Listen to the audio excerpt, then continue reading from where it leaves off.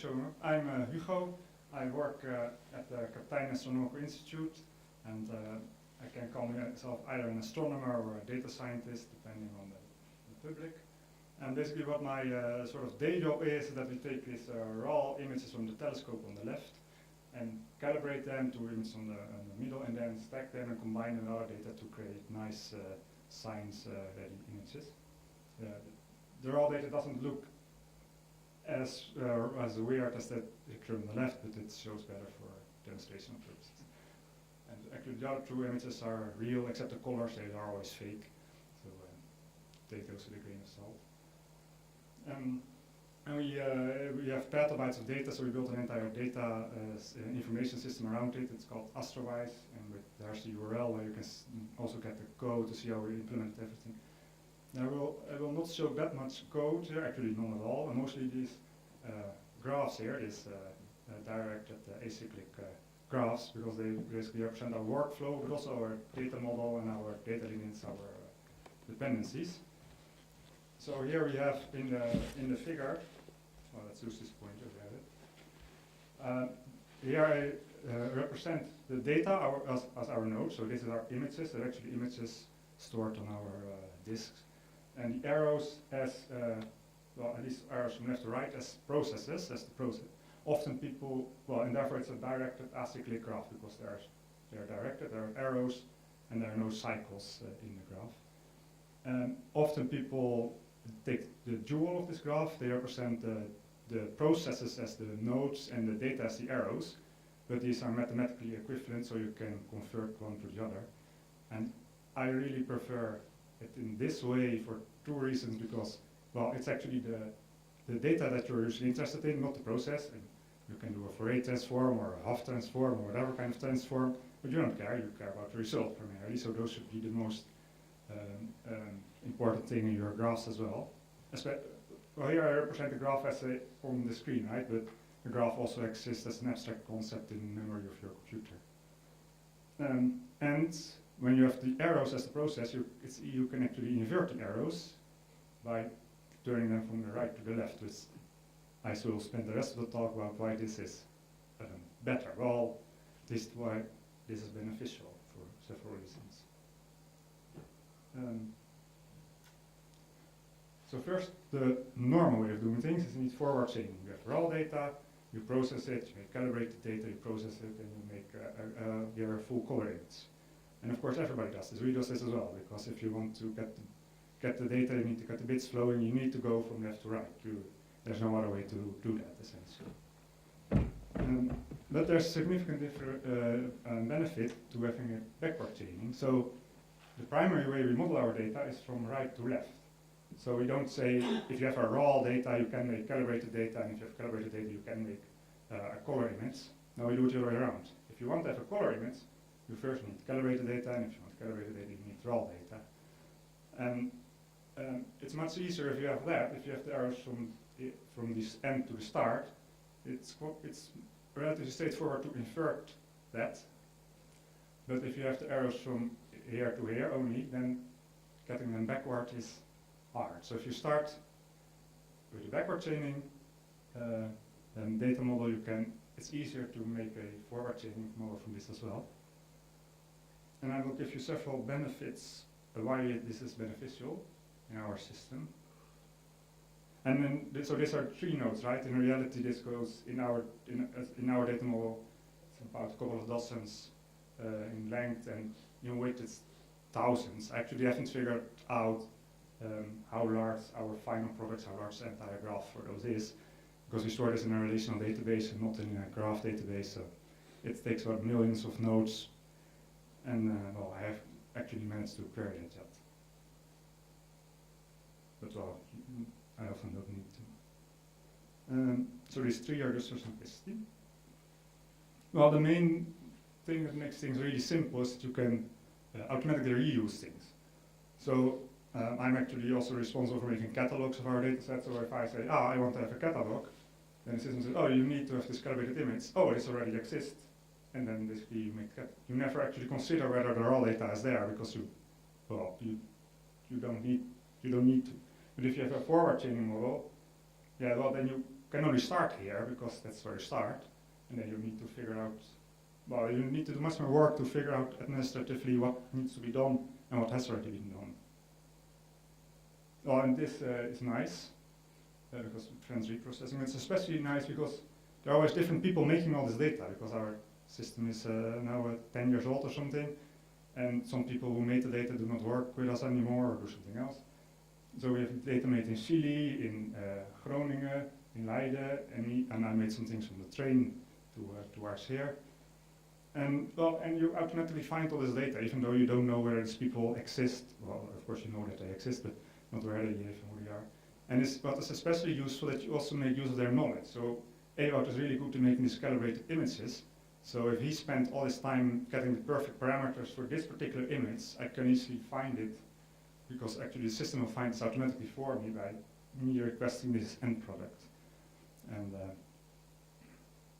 well, this really helps, because you always store, because we store all these lines also in our database, so a full data lineage, you always know how all the data was made. You never are guessing, you never have to call somebody who you don't know, like, what did you do to make this? The system will figure this out automatically. Well, this is related to that, because say you have a raw image and you want to have a forward chaining model, you can make different ways you can make this calibrated image. I mean, you can make very nice colors, where you can have have all the objects on the image very well aligned with some arbitrary thing you want to do. But well, how do you know what to do? You don't know. I mean, you can have hundreds of these here. But if you start at the end, if you say, oh, I want a very accurate distance, and say you need very accurate colors, well, you need to have your calibrated image calibrated for the best colors. But if you want to do gravitational lensing, what we often like to do, you need to have the position of all the objects very accurately. And often these two are not mutually exclusive, well, not really, but at least to some extent. So if you start at the end, you know what you want, you know what you need, so you know you can propagate it backwards, so you know what you have to do. And if you start at the raw data, it's much harder to figure out what you actually need. And you often make data that nobody cares about, so why make it at all? And at least if you start at the end, you never do that. Now what I did for part of my PhD research is to elaborate on this a bit, that you can even waste less data by, for example, doing incremental precision. Because these images are about a gigabyte, more than a gigabyte in size, about, I don't know, 1 million pixels, and you don't, well, you can't, no, a billion pixels, so you can't really plot them on your screen, right? So if you just want to, if you have, at the end, the system knows what your screen resolution is. So if you at the end say, oh, I want to have this color image, it knows, oh, you only have 1 million pixels on your screen, so you only need a calibrated image only, so in 1 million pixels. But you don't know that if you start from the raw data, then it's like, okay, I don't know which pixels will end up on the screen, so we're just going to do all of them, which takes a long time. But if you start here, you know exactly what you want. So the system, every part of the system can collaborate with that. A related thing about this is that you, well, you can just do the part of the data that you're interested in. So here I really made a cut of a nice, interesting galaxy. I mean, the entire image is much larger and it's almost black. There are, well, in this case, there are 2 other nice-looking galaxies on this image, but most of it is black, or, well, black. There are always stars and galaxies, but if you don't care about those, then, well, if you care only about a part of the image, it would be much faster to only process that part. But you'd only know at the end what part you are actually interested in. You say at the end, oh, these galaxies I'm interested in, and you can propagate that backward and only do that part of the image that contains the data that you actually need. And for example, we do some quasar finding, that's our most distant object in the universe, and there are about, we expect about 1,000 in our survey, and our survey is thousands of these gigabyte picture images. And there are only about, well, 100 by 100 pixels or something, so it's really 1 in a million pixel is relevant, so why process it at all if you only want this, well, this 1 in a million pixels. And what is nice thing about this, it's another thing. If you start at the end, actually you can much better optimize your workflow. So basically this is a workflow, right? From raw to calibrate to color image. But the system thinks, well, this is annoying order. If I inverse this, that can be done much faster. So I first make a color image and then calibrate it. In this case, in this example, this is not the wise thing to do because it's hard to calibrate. Well, not necessarily, because sometimes if you have more color information, you can actually do the calibration better. But now the system, because you start at the end, you say, I want this, the system can figure out what the optimal order is to make it. But if you start here, and you say, do this, yeah. Well, if you say so, it must be true. You don't say what you actually want, you just say what it has to do. And actually we also combine this, so this part I always find hard to explain. Well, it's actually not that complicated. So you have this raw image is already there. You want to have a cropped version of a calibrated version. Then you naively would first calibrate and the image and make a crop, but of course you can do the other way around, first crop it and then calibrate it. But then if you have this anyway, you can just store these pixels right here where they would be and just don't store these other pixels. You need to do some administration. And the nice part of this is that the next time somebody else wants to have, say, the left side of this image, you can just reuse what is already there and only calculate this missing part. And if you do this for all the data, you basically ensure that when you need data, you process the minimum amount of that you need, but you store it in such a way to maximize its reuse.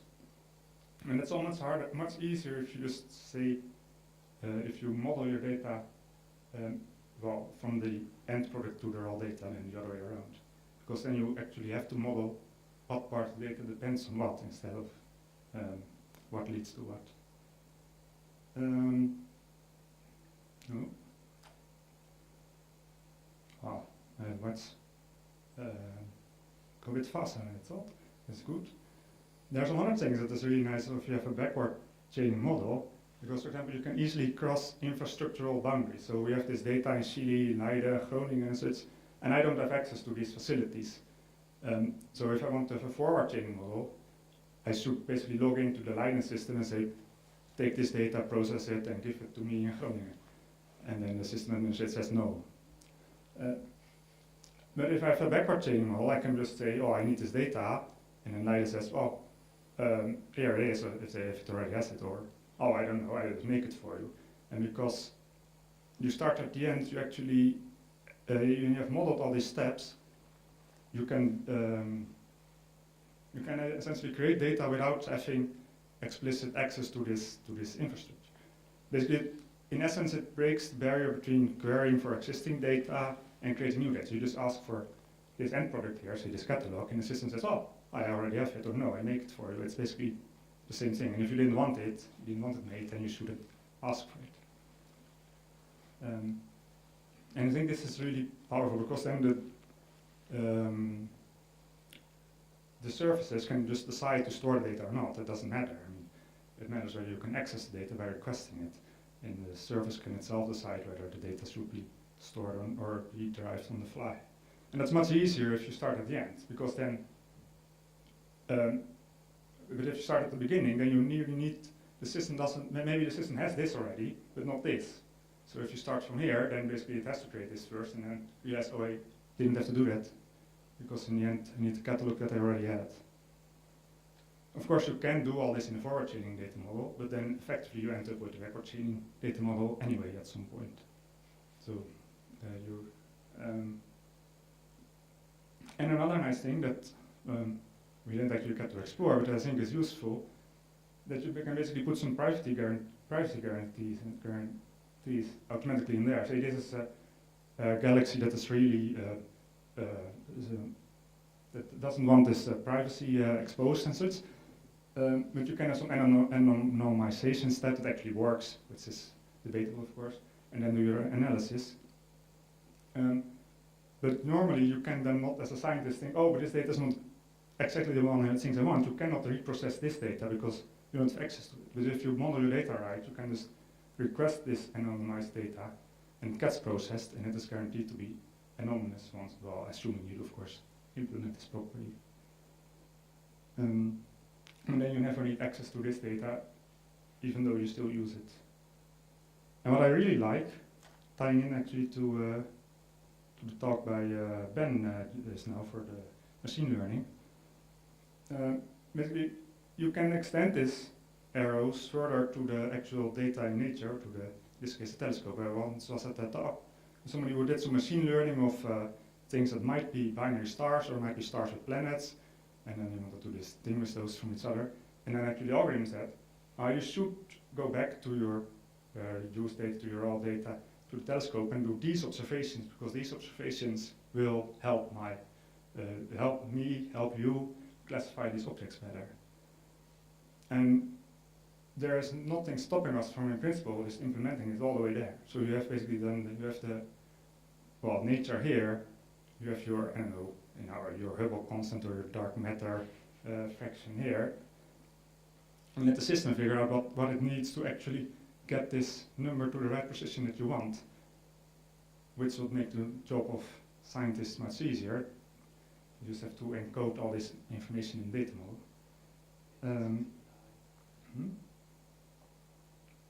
Well, this was actually already what I had to say.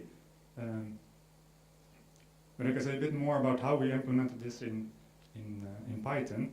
Basically, we have all these nodes are instances of classes in Python which are persistent in a database. I really think we should use a graph database for that. But that's, and they store basically how the links backward to what data that was used to create it. And of course they also, and actually the processing code is with these nodes. So actually in our DAGs, the nodes both represent the result and the process. So this arrows actually represent, well, nothing, only the references. And more importantly are the classes themselves. So the classes themselves, so say if you want to have an instance of me, of this catalog for example, you need an instance of this calibrated image. And actually most of the logic is implemented in, well, I think the interesting logic is implemented in there, because all the processing code, well, most of these things existed for decades or something, often old Fortran programs I have. And well, this says you need this and this. And actually that is the interesting part of our data model. And now I'm actually thinking of making these persistent as well, because the classes are instances of their meta class essentially. And often you have a bit of a choice here. So if you want to make this catalog, there are several ways you can make this calibrated image, several procedures. So you could actually then query the database for the right class to instantiate, and then ask that class that you just queried for, to whether the right instance of that class already exists, and not create that. So then you basically put the data model itself sort of in the same database as you put the objects themselves. So the data model becomes part of the data model, essentially. And I think, well, we didn't actually implement it that far, so that's why I didn't show all the code that we have, because I think we can do much better. One another thing I think we can do better is that you make different types of these nodes, because here you really see the data, right? I mean, these are really the pixels. It's basically the simplest thing that exists for, 30 years that you have these nodes. But you can go one layer deeper, so essentially, here you go.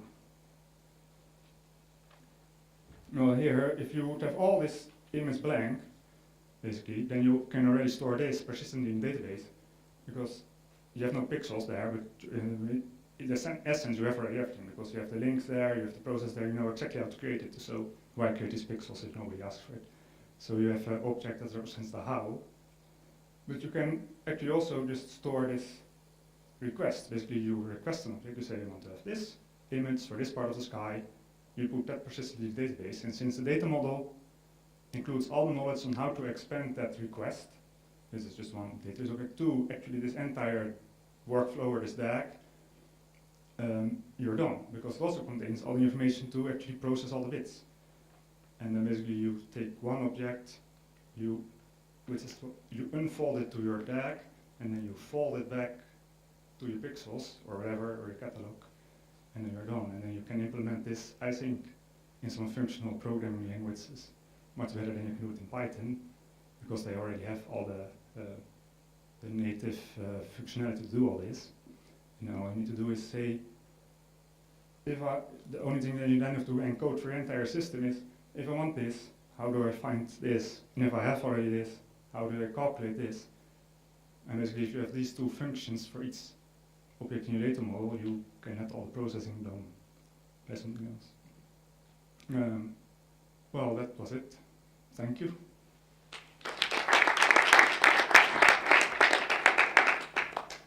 Questions? So, how do you now determine when you, for example, you want to have the table with stats? So, if you have the, you know what your result's going to be, and how do you determine from the calibrated image from which you will start? What's your base? How do you find it? And you told me that you want to implement a meta model, but you don't have that yet. So, you're now looking in the database for. Yeah, we do have our meta models essentially hard-coded in the Python classes, which are just all instantiated, so you don't need to search for it. And actually, usually you search for, say, a particular position of the sky, and that can then actually be propagated all the way to the raw data to see whether you have that. And then we have raw data, and then we have the data you want. And actually, we put some shortcuts in there, so all these objects that actually are an image of the sky have encoded in their own metadata what part of the sky. So you don't actually need to traverse the entire data model, because you can just take a shortcut and query and get directly the data that you need if it's there. It becomes harder if you want to have if you want to put constraints on intermediate steps. Then basically you do have to do much more searching through the data model and the instantiate it. And that's why I think if you have a graph database, it would be much faster to put constraints on random points in the graph, especially if you have the actually graph that is stored in the database persistently, and the graph that is in the data model and the graph that you think you want are not all the same thing, because the optimization algorithm shuffles these things around so they are equivalent but not the same. Then you need some smart querying language to find actually what you requested.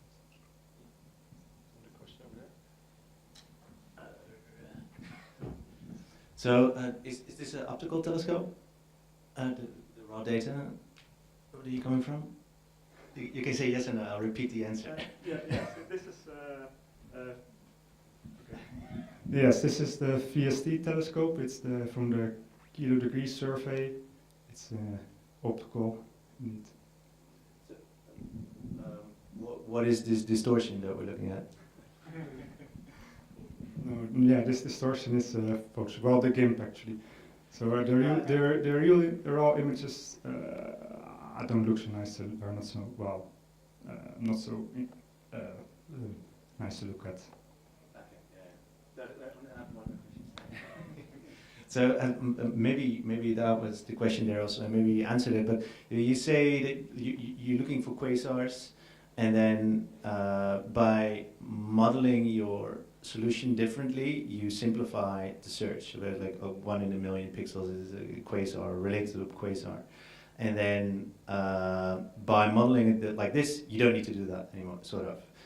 Or that's sort of what you said in that slide. So so I think like the answer there was that by solving multiple problems, you gain knowledge and you can regain that knowledge, and then you simplify that problem. Or do I understand? But it's like you still need to look at a pixel to see if it's a quasar or not, right? So it's not in the end that you just solved one of the most complex problems in computer science. No, that's right. You need to look at all the pixels to find the quasars. But the first order you do is do a very simple scan, well, essentially scan of all the. You just determine you source extract on all the pixels, essentially determine if something is there. Then you do some easy color comparison, and then we make a list of candidates. And for those, we do we do the calibration much better for only those parts of the image that we actually think might be a quasar. And then we do actually some Bayesian modeling of the sources on there, which is much more time consuming than our default quick and dirty way of finding the objects. So you do a full scan indeed at least once for your candidates, and then you turn the data down to, well, only the things you need.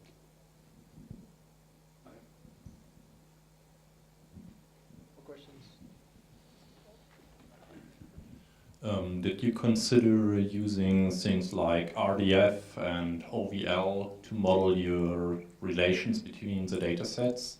The resource description framework for saying this comes from this other thing, or this is that, and you could use an OVL to do reasoning and find the relations. How can I get this? Did you try something like that?